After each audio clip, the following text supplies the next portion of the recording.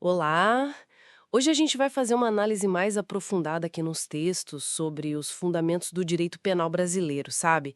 Com foco naqueles princípios que vêm lá da Constituição. O material é um pouco denso, bem jurídico mesmo, mas a nossa ideia aqui é destilar o que é essencial nesses princípios, né?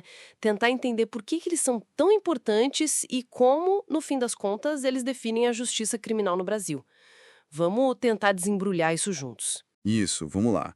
O direito penal, basicamente, é aquele ramo do direito público que cuida dos bens jurídicos mais importantes para a sociedade. Ele define o que é considerado crime e aplica as penas, né? Certo. E a fonte principal, a única fonte direta e formal que a gente tem para isso é a lei. Lei escrita mesmo. E olha, a competência para criar essas leis penais é exclusiva da União, do governo federal. Tá, entendi. E no coração disso tudo, como você disse, estão os princípios. Acho que o mais famoso, que todo mundo já ouviu falar, é o da legalidade, né? Aquela frase: não há crime sem lei anterior que o defina, nem pena sem prévia combinação legal. Tá na Constituição, tá no Código Penal. Exato, é a pedra fundamental. E desse princípio da legalidade, a gente tira umas consequências bem importantes. Tipo, duas ideias-chave, sabe? A primeira é a chamada reserva legal. Reserva legal. O que seria isso exatamente? Significa que só a lei, no sentido mais estrito, aquela aprovada pelo Congresso Nacional, seguindo todo o processo legislativo, é que pode criar um crime e definir uma pena. Não pode ser um costume, um princípio geral do direito, nem mesmo uma medida provisória, em regra. Ah, então um decreto do presidente não pode criar um crime novo? Não pode. O Supremo até admite que medida provisória trate de direito penal, mas só se for para beneficiar o réu, nunca para criar crime ou aumentar a pena. É uma garantia forte essa da reserva legal. Entendi. Protege a gente de surpresas, né? E qual seria a segunda ideia-chave que vem da legalidade? É a anterioridade da lei penal. A lei tem que existir antes da pessoa cometer o ato. Tem que ser prévia ao fato. Faz todo sentido. Isso proíbe que uma lei penal nova e mais severa seja aplicada para trás, para fatos que já aconteceram. É a irretroatividade da lei penal mais gravosa. Mas tem exceção, né? Você mencionou algo sobre beneficiar? Isso, tem a grande exceção. Se a lei nova for mais benéfica para o acusado, por exemplo, diminui a pena, deixa de considerar o ato como crime, facilita a progressão de regime, aí sim, ela pode retroagir. Ela volta no tempo para alcançar fatos passados. Como a gente chama, se surgir uma lei nova mais favorável, ela tem que ser aplicada. Isso está na Constituição e no Código Penal também. É um direito do condenado. Nossa, isso é bem impactante. Mostra uma preocupação em não perpetuar uma punição que a própria lei depois considerou excessiva, né? Exatamente. Mas veja, no geral, o foco desses princípios, como legalidade, reserva legal, anterioridade, é limitar o poder do Estado, o poder de punir. E como essa limitação se manifesta além da criação da lei em si, no momento de decidir se o direito penal deve ou não agir? Aí a gente entra em outros princípios muito importantes. Um deles é o da intervenção mínima. Ele também é chamado de princípio da ultima ratio. Ultima ratio. Última razão, último recurso. Isso mesmo. A ideia é que o direito penal só deve ser acionado quando for estritamente necessário. Ele é a última cartada do Estado para resolver um conflito social e proteger um bem jurídico. Antes dele, outros ramos do direito, como o civil, o administrativo, o trabalhista, devem ser tentados. Entendi. Então, tipo, se uma briga entre vizinhos pode ser resolvida com uma indenização no cível, não precisa virar caso de polícia, de direito penal. Exatamente essa a lógica. O direito penal é muito invasivo, mexe com a liberdade da pessoa. Então, só deve ser usado quando os outros meios mais brandos não forem suficientes ou adequados. E como se decide o que é grave o suficiente para justificar essa intervenção penal? Imagino que não seja qualquer problema, né? Não mesmo. E aí se conectam duas outras ideias que derivam da intervenção mínima: a fragmentariedade e a subsidiariedade. Fragmentariedade. Parece que pega só uns pedaços. É mais ou menos isso. A fragmentariedade diz que o direito penal não protege todos os bens jurídicos, nem protege os bens escolhidos contra todo tipo de ataque. Ele seleciona, ele fragmenta a realidade e só se preocupa com os ataques mais graves, mais intoleráveis, aos bens jurídicos mais importantes para a sociedade. Lesões menores, ofensas leves, ficam de fora do radar penal. E a subsidiariedade complementa isso? Complementa. A subsidiariedade reforça a ideia de último recurso. O direito penal é subsidiário, ou seja, ele só atua se os outros ramos do direito, civil, administrativo, etc., falharem na proteção daquele bem jurídico. Ele entra em campo como um reserva, quando os titulares não dão conta. Funciona assim como um grande filtro. Parece um sistema bem pensado para evitar exageros. Mas falando em gravidade, e aquelas situações que a conduta até se encaixa direitinho na descrição de um crime lá no Código Penal, mas o resultado prático, o dano causado, é muito pequeno. Tipo, alguém furta uma caneta baratinha, formalmente é furto, mas e aí? Ótima pergunta. Nesses casos, a gente pode ter a aplicação de outro princípio muito relevante, o princípio da insignificância, que também chamam de crime de bagatela. Bagatela. Coisa pequena, sem importância. Exato. A ideia é que, embora a conduta se encaixe formalmente no tipo penal, é um furto, por exemplo, a ofensa concreta ao bem jurídico protegido, o patrimônio no caso do furto, é tão mínima, tão insignificante, que não chega a justificar a movimentação de toda a máquina penal do Estado. Materialmente, não houve uma lesão relevante que mereça punição criminal. E quem decide se a lesão é insignificante ou não? Existe um critério objetivo, um valor, talvez? Não é tão simples como um valor fixo, embora o valor do bem às vezes seja um indicativo. O Supremo Tribunal Federal, STF, consolidou alguns requisitos que precisam estar presentes, todos eles, para que a insignificância seja reconhecida. São 4. 4 requisitos? Quais são eles? Primeiro, a mínima ofensividade da conduta do agente. A ação em si tem que ser pouco ofensiva. Segundo, nenhuma periculosidade social da ação. A conduta não pode representar um risco relevante para a sociedade. Certo, mínima ofensividade e nenhuma periculosidade. Terceiro, o reduzidíssimo grau de reprovabilidade do comportamento. A sociedade não vê aquela conduta como algo tão grave assim, sabe? E quarto, a inexpressividade da lesão jurídica provocada. O dano efetivo ao bem protegido tem que ser quase nulo, insignificante mesmo. Entendi. Então tem que analisar caso a caso, olhando para esses 4 pontos. Não é automático. De forma alguma. E é importante dizer que existem situações onde, mesmo que o valor seja baixo, a insignificância costuma ser afastada pelos tribunais. Há restrições importantes. Ah, é? Que tipo de restrições? Imagino que não dê para aplicar isso para qualquer crime, né?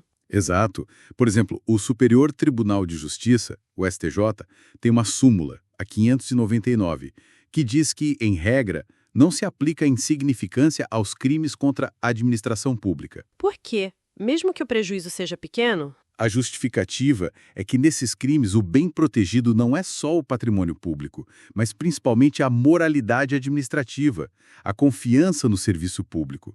E essa moralidade não teria como ser insignificante. O ato em si já é grave, independentemente do valor desviado ou sonegado, por exemplo. Faz sentido. Mas tem alguma exceção para essa regra da administração pública? Tem, uma bem conhecida, que é no crime de descaminho. Descaminho é quando alguém não paga o imposto devido na entrada ou saída de mercadoria do país. Nesse caso específico, os tribunais superiores entendem que se o valor do tributo sonegado for igual ou inferior a R$20 mil, que é o valor que a própria Fazenda Nacional considera baixo para justificar uma execução fiscal, aí sim pode ser aplicada a insignificância. Ah, interessante essa exceção do descaminho. E além dos crimes contra a administração, tem outras situações onde a insignificância não costuma colar? Sim, geralmente não se aplica em crimes cometidos com violência ou grave ameaça contra a pessoa. Por exemplo, no roubo. Mesmo que o valor roubado seja pequeno, a violência ou ameaça já tornam o fato grave demais para ser considerado insignificante. Claro. A integridade física e psicológica da vítima pesa muito mais, né? Com certeza. E outra situação importante, também sumulada pelo STJ, na súmula 589, é que não se aplica o princípio da insignificância nos crimes ou contravenções penais praticados contra a mulher no âmbito das relações domésticas. A Lei Maria da Penha busca uma proteção reforçada. Então, mesmo lesões leves ou ameaças consideradas menores, em outros contextos, aqui ganham uma reprobabilidade maior. Entendi. A proteção à mulher nesse contexto específico prevalece. E a questão da pessoa ser reincidente? Se ela já cometeu outros crimes, isso impede a insignificância? Pode impedir, sim. A reincidência, especialmente a específica, quando a pessoa comete o mesmo tipo de crime novamente, ou mesmo a existência de maus antecedentes, costuma ser um fator que os juízes levam em conta para afastar a insignificância. Indicam uma maior reprobabilidade do comportamento e, às vezes, uma certa periculosidade social. Mas não é absoluto, ainda se analisa o caso concreto. Uau, quanta coisa envolvida só nesse princípio da insignificância. Mostra como o direito penal tenta ser justo, mas também precisa de limites claros, né? Exatamente. E falando em garantias e limites, não podemos esquecer de um dos mais fundamentais, o princípio da presunção de inocência. Ah, sim. Aquele que diz que ninguém é culpado até que se prove o contrário, né? Isso, mas a formulação na nossa Constituição é até mais forte. Ninguém será considerado culpado até o trânsito em julgado de sentença penal condenatória. Ou seja, até que não caiba mais nenhum recurso da decisão que condenou a pessoa. E o que isso significa na prática? Significa muita coisa.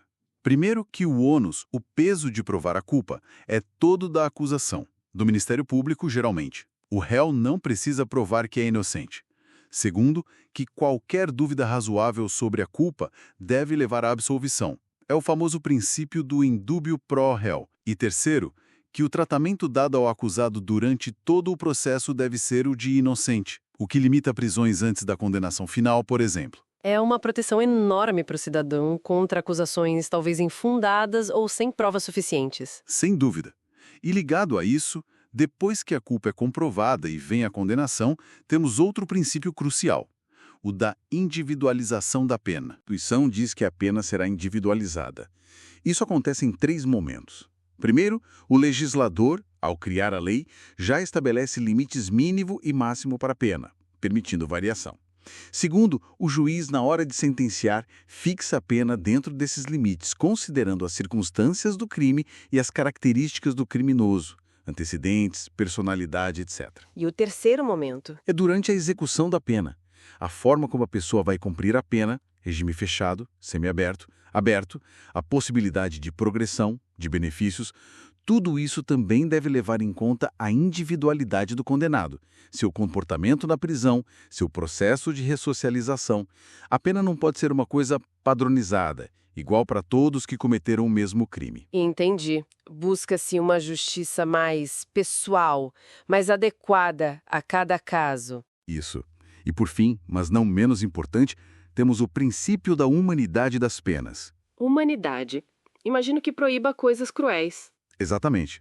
A Constituição proíbe expressamente as penas, de morte com a única exceção para o caso de guerra declarada, nos termos da lei, de caráter perpétuo, de trabalhos forçados, de banimento e penas cruéis. A ideia é que, mesmo punindo, o Estado não pode tratar o condenado de forma desumana ou degradante. A pena tem um limite na dignidade da pessoa humana. Então, juntando tudo isso que a gente conversou, legalidade, intervenção mínima, insignificância, presunção de inocência, individualização, humanidade, o que a gente tem é basicamente um sistema de garantias, um escudo de proteção para o indivíduo contra o poder punitivo do Estado. É essa a imagem. Precisamente. Essa é a grande sacada. O mais fascinante aqui é perceber como esses princípios não são isolados, sabe? Eles funcionam juntos, interligados, formando uma rede de proteção complexa. Uma rede? Sim, uma rede que busca um equilíbrio muito delicado e às vezes tenso. De um lado, a necessidade de proteger a sociedade, de proteger os bens jurídicos essenciais contra ataques graves. Do outro lado, a necessidade de garantir os direitos e as liberdades fundamentais da pessoa humana, contra possíveis abusos ou excessos do Estado na hora de punir. É a balança da justiça, né? Tentando pesar esses dois lados. Exatamente. E são esses princípios que dão legitimidade a todo o sistema penal dentro de um Estado democrático de direito.